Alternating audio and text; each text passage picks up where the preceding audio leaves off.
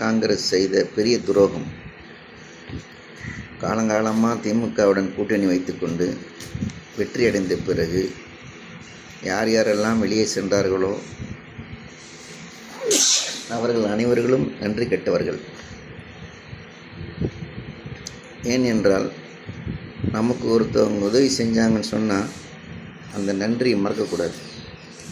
ஆனால் காங்கிரஸ் பெரிய செய்த அநியாயம் என்னவென்றால், அவர்களை எட்டி உதைத்தது போல தள்ளிவிட்டு ஓடி போய்விட்டார்கள். அதை நம் மக்கள் யாரும் சகித்து கொள்ள முடியாது. திமுகவுடைய உதவியினால தான் எல்லா கூட்டணி கட்சிகளும் வெற்றியடைந்தார்கள். இந்த வைகோ இருக்கார் பாருங்க, அவர் அப்பாப்பாக்கி ஒரு மாதிரியாக பேசுவார். யாராக இருந்தாலும் சரி, திமுகவுக்கு நன்றி விசுவாசமாக நடந்து கொள்ளுங்கள். நன்றி கெட்டவர்களை கடவுள் கூட விரும்ப மாட்டான். அதை மனசில் பதிவு வச்சுங்க எல்லாரும். இனி வரக்கூடிய காலங்களில் திமுக கூட்டணி அமைக்கும் பொழுது சரியான கடிவாளம் போடும் என்பதை உங்களுக்கு இப்போவே நான் உணர்த்துகின்றேன். நன்றி.